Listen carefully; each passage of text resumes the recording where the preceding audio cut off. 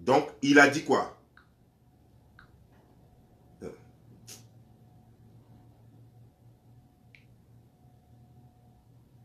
Donc, il a dit que ils vont dénigrer le parti au pouvoir. Ils vont mépriser le parti au pouvoir. Il va amener les gens à mépriser le parti au pouvoir. Mais encore un autre mot. En niant les qualités, de la personne. C'est-à-dire que même si le gars a des qualités, les qualités c'est ce qui est bien. Même si le gars a des qualités, expressément, lui va faire que les gens vont ignorer les qualités du gars et ils vont voir que le mauvais côté de la personne. Et tout ça à travers la communication. Il a bien dit. Nous continuons.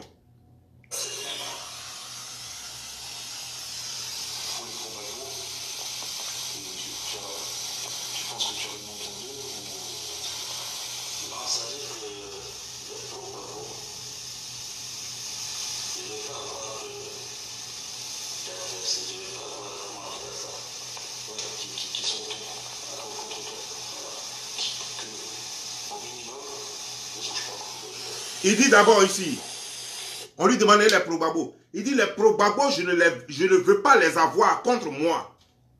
C'est que déjà dans son plan, c'est quoi? Il a besoin absolument des probabos comme alliés. Il ne veut pas les avoir contre lui. On lui demande, et les probabos? Non, il ne veut pas dénigrer les probabos. Il ne veut pas les avoir contre lui. Mais il va dire quelque chose de très intéressant après.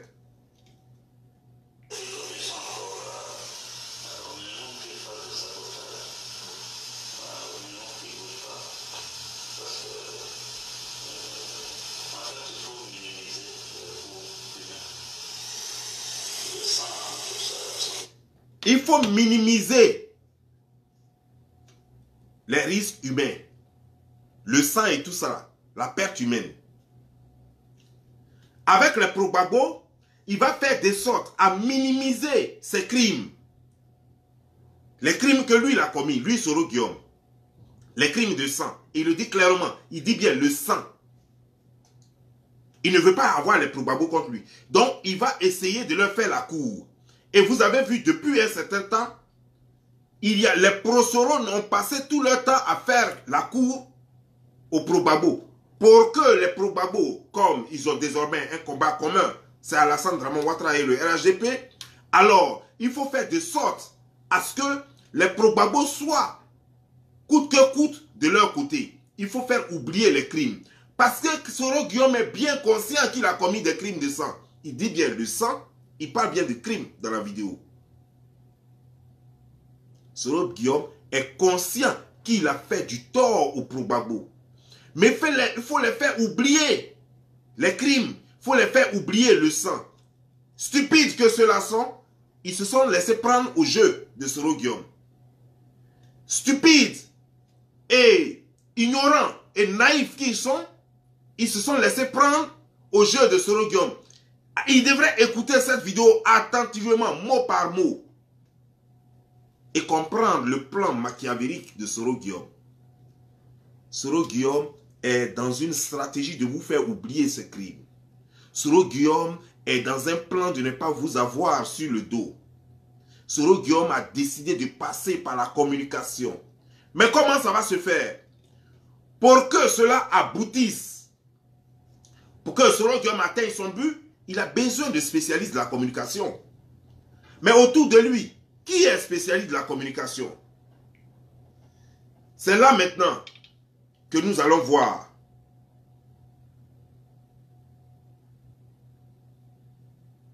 Ce fameux monsieur.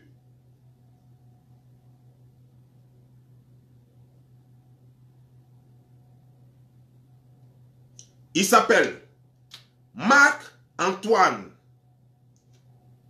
Et son nom, son pseudonyme, c'est chaud. Son c'est chaud là, il a écrit ça avec C-E-S-C-H-O-D. C'est chaud. Sinon, il s'appelle Marc-Antoine Odonou. C'est un béninois, un ivoiro béninois. C'est un ivoiro béninois et voilà ce que lui, sa spécialité. Écoutez très bien. Hein? Voilà sa spécialité. C'est un expert en informatique. N'importe qui ne devient pas un expert en informatique. L'enfant, il est calé dans la tête. Il a le don de la manipulation. Conseiller en communication digitale au cabinet de son excellence Guillaume Kibafori Soro. Vous comprenez, non? Chao Academy, Côte d'Ivoire. Il a plus de 500 relations. C'est-à-dire que c'est plus de 500 personnes qui le suivent. Le voici ici. Après vous avoir fait sa petite biographie. Le voici ici.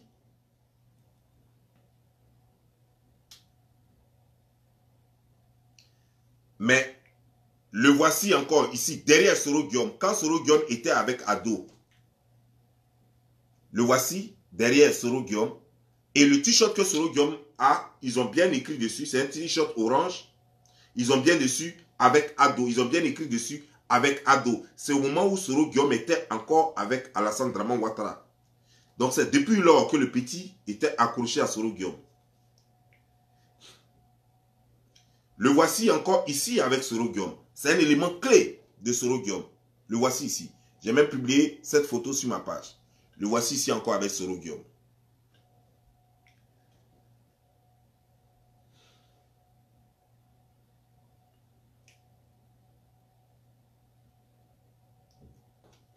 Mais je vais vous faire le palmarès du petit lui-même.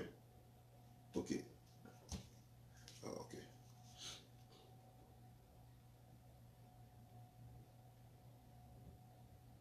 Parce qu'on va aller pas à pas.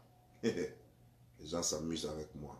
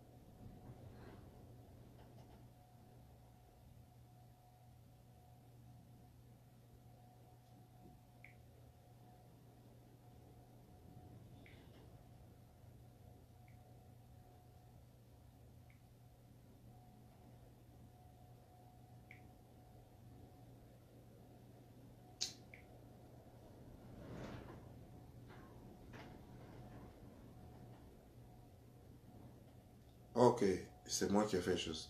C'est Marc-Antoine. C'est Marc-Antoine Odonou, pardon, excusez-moi. Bon.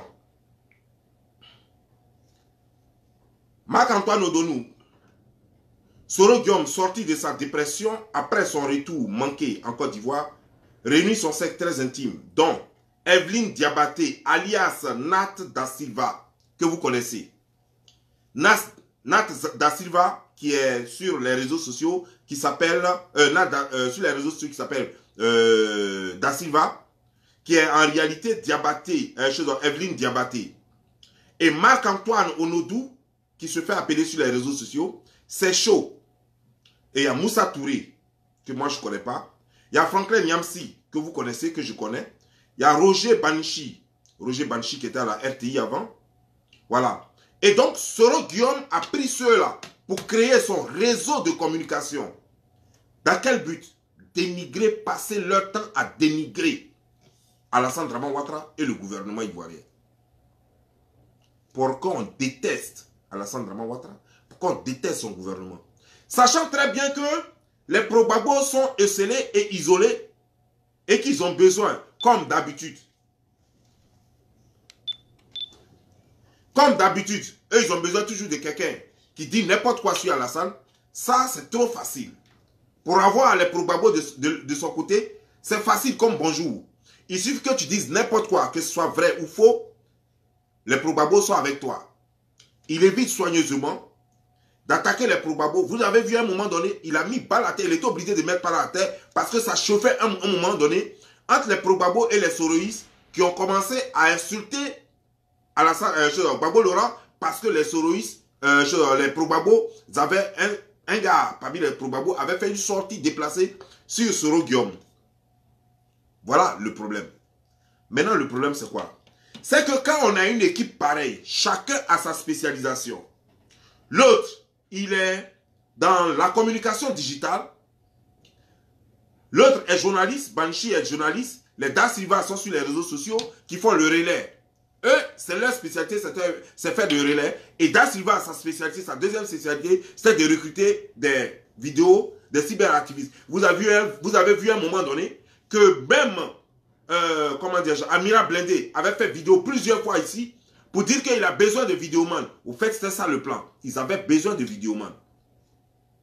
Mais ils n'ont pas besoin de n'importe quel vidéoman. Parce que Amira Blindé, après m'avoir contacté, moi, Don Giovanni, pour me dire qu'il a besoin de vidéoman, il m'a dit, mais toi, non, toi, c'est pas, non, toi, je te veux pas. Parce qu'au fait, il a besoin de gens stupides, des gens qui peuvent guider à la lettre.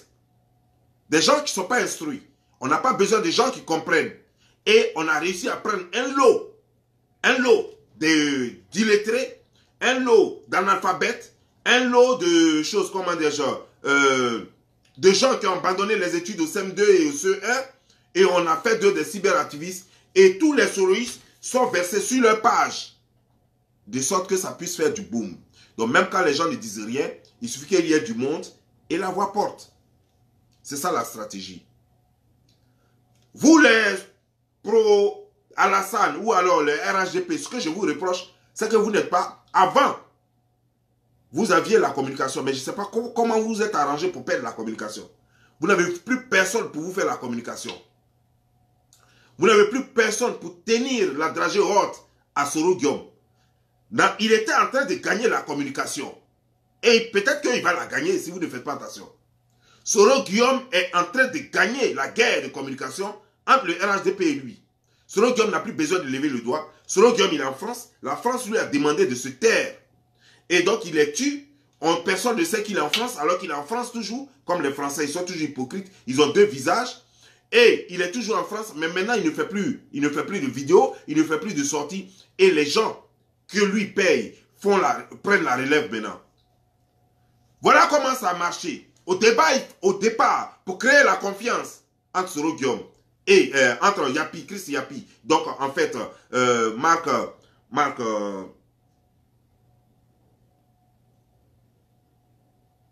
Marc-Antoine, entre Marc-Antoine et la population, il fallait d'abord commencer par dire des choses vraies. Mais sachant, Soro Guillaume, bien conscient qu'il ne peut pas avoir toujours la vérité. Donc, au fait, le premier truc, c'est d'abord de créer la confiance. Une fois la confiance est créée, le reste, tu peux faire ce que tu veux. Tu peux manipuler l'information. Si j'ai dit sur 5 vérités, si tout a été vrai, et que après je commence à mentir, mais les gens vont croire. C'est la même chose que les grandes chaînes font.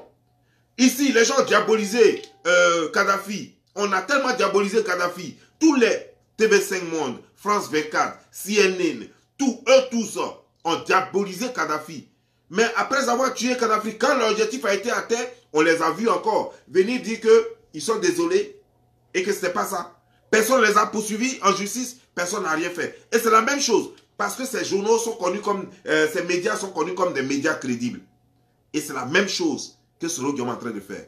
Il suffisait, les informations que lui a en sa possession, les quelques informations qu'on lui donne, il suffit de prendre une vraie information, mettre à côté une fausse information, et le tout est joué. On vérifie la première information, elle est vraie, la deuxième information n'est pas vraie, certains vont douter, d'autres vont apprécier, et le tout est joué. Et c'est ce que exactement Soro Guillaume fait. Voici son plan machiavélique. Mais ce béninois, quand vous écoutez même ces vidéos, vous écoutez les vidéos de Chris Yapi, vous allez voir même qu'il y a l'accent béninois là-dedans. Je vous prends une vidéo par hasard de Chris Yapi, que je vais vous jouer ici.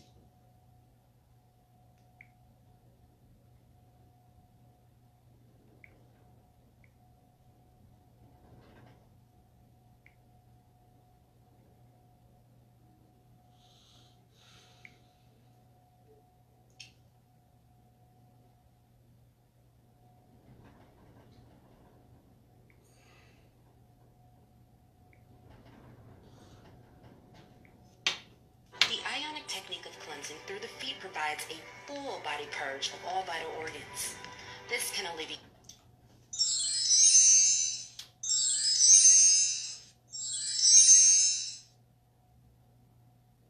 Le Ourodougou se révolte.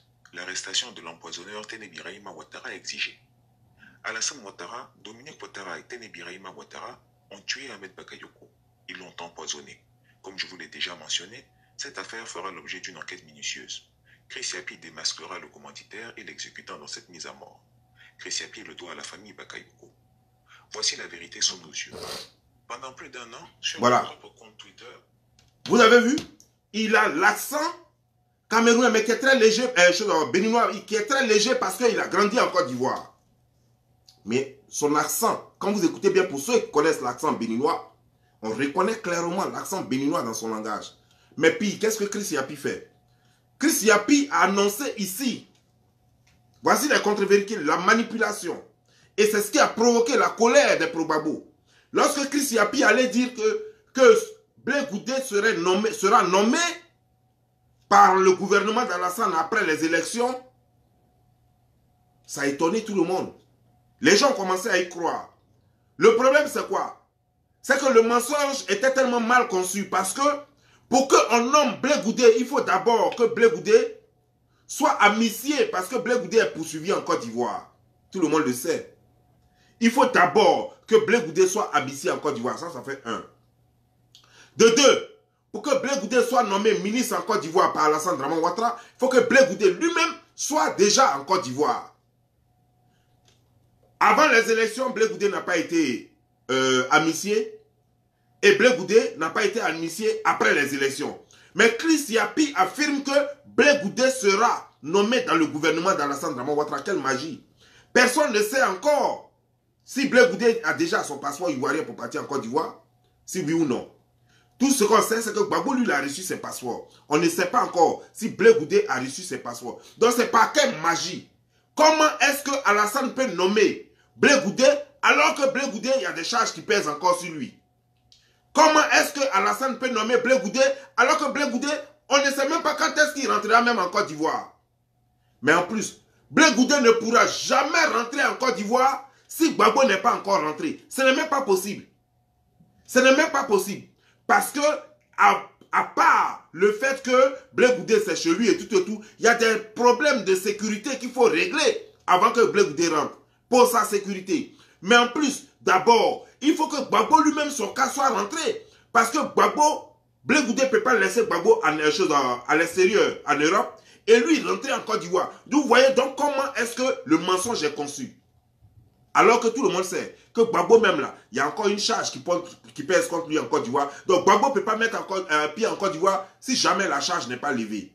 Si jamais il n'est pas amnistié. Ça fait un. Gbagbo ne peut pas rentrer en Côte d'Ivoire si une maison en tant que ancien président ne lui est pas... Gbagbo a une maison à Mama, il a une maison à Abidjan, il n'a pas besoin de maison de quelqu'un. Mais pour que la procédure soit réellement suivie, Gbagbo, on doit donner maison à Gbagbo. Vous avez vu, lorsque Soro Guillaume a été, lorsque Soro Guillaume a été amnistié et qu'il était à Abidjan, malgré que Soro Guillaume n'est rien en Côte d'Ivoire, Gbagbo lui a donné une maison. D'abord, il est resté à l'hôtel pendant longtemps, pendant plus de 6 mois, avant que Gbagbo ne lui donne une maison de service en tant que Premier ministre. Donc Gbagbo, lui, en tant qu'ancien président, qui a droit à une maison, lui, on ne peut pas lui donner une maison et il va aller lui donner à Mama, quoi. Alors que toute la politique se fait à Abidjan. Ou bien, Gbagbo peut aller de temps en temps à Mama, mais il a besoin d'une maison de service facile à protéger. Comme tous les présidents, que ce soit aux États-Unis, que ce soit en France, c'est comme ça. Quand tu finis ton pouvoir, quand tu finis de gouverner, tu ne retournes plus de ta maison parce qu'elle sera très difficile. Par exemple, tu avais une petite maison, on te donne une maison grande, une maison facile à surveiller. Donc, on prend des policiers, des gendarmes, des militaires pour te surveiller là-bas. On te donne des bornes, des choses comme on te donne tout ce dont tu as droit. Voiture, tout ça là. Chauffeur, tout ça là. Donc, tout cela doit être réglé. Et ça ne se règle pas en un mois. Voilà comment Chris Yapi, qui ne connaît pas comment les procédures fonctionnent, ne sait pas qu'il faut il faut au moins plus de 6 mois pour que le cas Gbagbo Laurent soit réglé, pour que Gbagbo puisse rentrer et pour que Blé Goudé puisse suivre. Il y a trop de choses à faire. Ça ne se fait pas aussi facilement que ça. Mais Chris Yapi ne le sait pas. Parce que au fait, il compte sur la stupidité de ceux qui le regardent et ceux qui l'écoutent. Mais il y a une chose encore.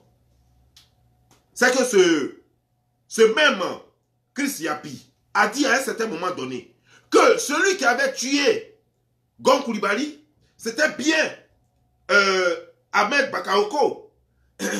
Du coup, il a dit encore dans une autre vidéo que celui qui va tuer Alassane Draman Ouattara, et il lançait même un appel à Alassane Draman Ouattara pour dire à Alassane Draman Ouattara de faire très attention à Ahmed Bakayoko, que Ahmed Bakayoko va faire un coup d'état contre Alassane Draman Ouattara. Tout ça là, pour les salir, pour les mettre les uns contre les autres. Et il a dit ça. Et la vidéo est sur YouTube. Mais je n'ai pas le temps de jouer toutes ces vidéos-là. La vidéo est sur YouTube. Vous comprenez, non? Il a très bien dit que c'est Ahmed Bakayoko qui veut tuer, qui veut faire coup d'état à Alassane Draman Ouattara. Donc il faut qu'Alassane Draman Ouattara se méfie. Il a même dit encore que c'est Ahmed Bakayoko qui a tué Alassane Draman Ouattara, Amadou Gon Coulibaly. Aujourd'hui, bizarrement, le même qui a oublié si tôt ce qu'il avait dit, il vient dire ici que non, désormais, c'est Alassane qui a tué Gon Coulibaly, c'est lui qui a tué maintenant Ahmed Bakayoko. Mais attendez. Et des gens sont là, des idiots sont là et ils avalent ça.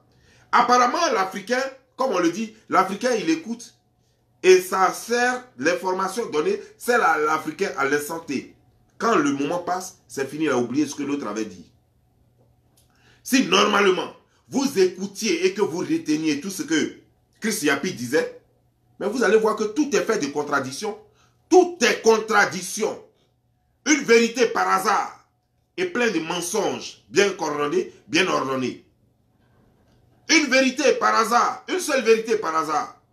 Tel que par exemple, lorsqu'il a dit qu'il y avait 4 candidats retenus, celle-là, c'était une vérité. Mais après, ça en est suivi un lot de mensonges. Et c'est ça Chris Yapi. Et c'est ça Chris Yapi. Et il y a beaucoup de personnes qui ne comprennent pas. Et il y a des gens qui ne savent pas dans quoi ils sont. Chris Yapi, c'est un manipulateur. En fait, Marc-Antoine, c'est un manipulateur. Parce que ne disons plus Chris Yapi. Disons Marc-Antoine comment il s'appelle là? Onodou. Ce Ivoiro béninois qui est en train de... Mais apparemment, votre Soro Guillaume, apparemment, les Ivoiriens ne l'aiment pas. Parce qu'il ne travaille qu'avec des étrangers seulement. Si ce n'est pas Camerounais, c'est Béninois, et j'en passe. Et j'en passe. Apparemment, les Ivoiriens l'ont vomi. Mais il y a un seul challenge pour un homme politique. Un seul. Un seul challenge qui fait qu'un homme politique a du poids en politique. Un meeting, un rassemblement. Que Soro Guillaume, au lieu de rester là, à distraire le monde, parce que ses mensonges le rattrapent facilement, que Soro Guillaume montre au monde entier que lui là, il a du soutien en Côte d'Ivoire, qu'il organise une marche, qu'il organise un meeting dans un stade, petit qu'il soit, qu'il organise un meeting, que de rester là, en train de s'aimer son venin sur les réseaux sociaux, entrer avec ses lascars. Mais ce sont les autres cyberactivistes pour Soro qui me font rire. Chose à 3000 € par mois. Franklin Nyamsi. Le petit là, le petit béninois là, Antoine, comment dire, Marc-Antoine Onodou, il a 3000 € par mois. Vous avez dans les 100 €, souvent d'autres 20 €, souvent d'autres 50 €. Ceux qui ont eu la chance, ils ont de temps en temps, quelques rares fois 1000 €. Et vous vous égosiez sur les réseaux sociaux pendant que Da Silva, elle a 2000 €.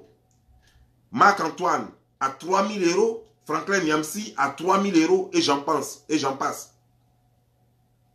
Et vous êtes là, vous dites que vous êtes dans un combat perdu d'avance. Un combat qui ne vaut pas la peine d'être fait. Un combat parce que Soro Guillaume, son mensonge va le rattraper bientôt et les probabos vont comprendre et ils vont se retirer. Et quand les probabos vont se retirer, Soro Guillaume sera aux abois. Parce que la force en ce moment de Soro Guillaume Ce qui fait qu'on a l'impression qu'il fait partie de l'opposition, c'est grâce aux Progbabo. Mais les Progbabo, pour avoir échoué, ne sachant pas quoi faire pour reprendre le pouvoir dans la main d'Alassane, tellement abattu, tellement désespéré, qu'il s'accroche à n'importe quoi comme quelqu'un qui se noie. Alors ils se sont accrochés à Soro Guillaume. Mais si le jour où quelqu'un va les sauver et que leurs têtes vont s'ouvrir, ce jour-là, ils comprendront. Quand ils vont connaître Soro Guillaume, quand ils vont se retirer de Soro Guillaume, vous allez voir qu'en politique, Soro Guillaume ne vaut rien. Rien. Et vous allez voir que tous ces cyber-djihadistes qui sont sur les réseaux sociaux parlant au nom de Soro Guillaume, eux tous vont quitter. Ils vont se retirer. Ils vont commencer à se faire des histoires entre eux et ils vont disparaître. J'aimerais lancer un message à tous les Progbabo et à tous surtout les gens du RHDP, les Alassanistes. Faites un bloc et je suis avec vous. Si c'est contre Soro seulement, je suis avec vous. Si c'est contre quelqu'un d'autre, je ne suis pas avec vous. Mais si c'est contre Soro seulement, je suis avec vous. Quand vous venez, là où on parle de Soro, venez au maximum partager les vidéos. Faites un bloc, c'est ce qu'ils font. Ils ne valent rien. Vous voyez, ils n'ont qu'une bande d'illettrés. Que ce soit celle qui est aux États-Unis, que ce soit B12, que ce soit leur gars, c'est des vauriens. C'est des vauriens, je ne sais pas comment ils s'appellent, je ne sais pas. Les gars, les soroïstes là, je ne connais même pas leur nom. Prêtez-moi les noms. C'est des vauriens. Mais le fait que les gens partent en nombre, ça donne l'impression qu'il y a quelque chose qui se passe. C'est la stratégie, ça. C'est ça la stratégie de la communication. Même quand ce que la personne dit n'est pas intéressant, même quand ce que la personne dit ne peut rien faire, mais le fait qu'il y ait du monde et qu'il y ait des vues, ça fait quelque chose. Et vous devez faire autant. Chaque fois que vous vous connectez sur une vidéo de l'un des vôtres qui parle de Soro Guillaume, il faut qu'il y ait le maximum de partage, le maximum de personnes connectées. Ne lésignez pas sur les moyens. Faites tout. Partagez dans les groupes. Partagez partout où vous pouvez vous faire entendre pour gagner la guerre de la communication. Si ce je vous laisse, c'était Don Giovanni le Slammer. Portez-vous bien. Ciao.